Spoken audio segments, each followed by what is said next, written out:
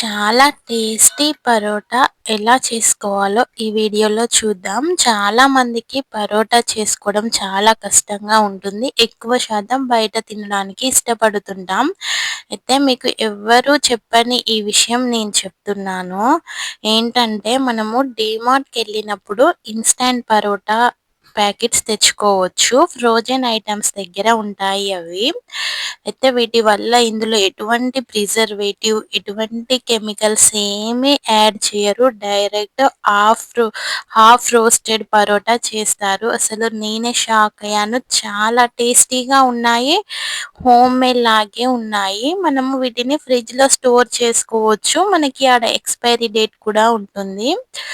180 grams అంటే 4 వస్తాయి. Net quantity 4 parotta వస్తాయి. మనం డైరెక్ట్ వాటిని ప్యాకేజ్ రిమూవ్ చేసేసి డైరెక్ట్ పాన్ మీద ఆయిలేసేసి రోస్ట్ చేసుకోవడమే. కాకపోతే మన చపాతీ అంత తొందరగా ఇవి రోస్ట్ కావు. కొంచెం మందం ఉంటాయి కాబట్టి కొంచెం టైం ఎక్కువగా తీసుకుంటుంది. హై ఫ్లేమ్ పెట్టేసి రోస్ట్ చేసుకోవాలి.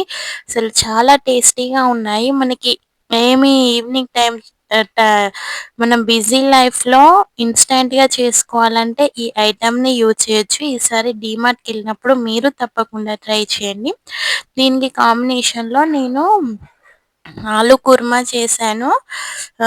ఆలుగడ్డలు బాయిల్ చేసి పెట్టుకున్నాను. అండ్ మిక్సీలో ఒక టమాటా, ఉల్లిపాయలు, కొన్ని జీడిపప్పులు వేసేసి గ్రైండ్ చేసేసాను పేస్ట్ లాగా. దీనికి ఆలు కుర్మా కాంబినేషన్ చాలా అంటే చాలా టేస్టీగా ఉంది. మనం బయట తినే పరోటా కంటే కూడా ఇది చాలా టేస్టీగా ఉంది. ఒకసారి మీరు తప్పకుండా ట్రై చేయండి. అసలు ఎంత టేస్టీగా ఉందో మీరు కూడా యూజ్ అవుతుంది.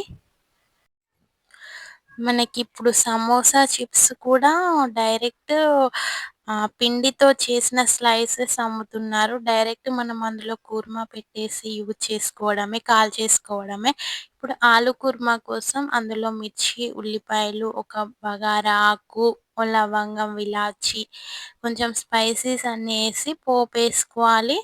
తర్వాత మనం పేస్ట్ చేసి పెట్టుకున్నాం కదా! అందులో అదేసేసి కొంచెం మగ్గనివ్వాలి. మగ్గినాక కారం, ధనియా పొడి, గరం మసాలా కూడా యాడ్ చేసుకోవచ్చు. ఆల్రెడీ మనం లవంగం, ఇలాచి వేసాము కాబట్టి అవసరం లేదు.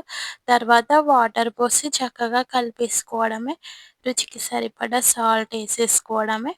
కొంచెం సేపు మూత పెట్టేసి పొంగు వచ్చినాక అందులో మనము ఆలుగడ్డలు పొట్టు తీసి కట్ చేసుకొని పెట్టుకోవాలి. ఉడకబెట్టిన ఆలుగడ్డ పీసెస్ వేసేయాలి. వేసేసినాక మళ్ళీ మూత పెట్టేసి కొద్దిసేపు కుక్ అవ్వనివ్వాలి.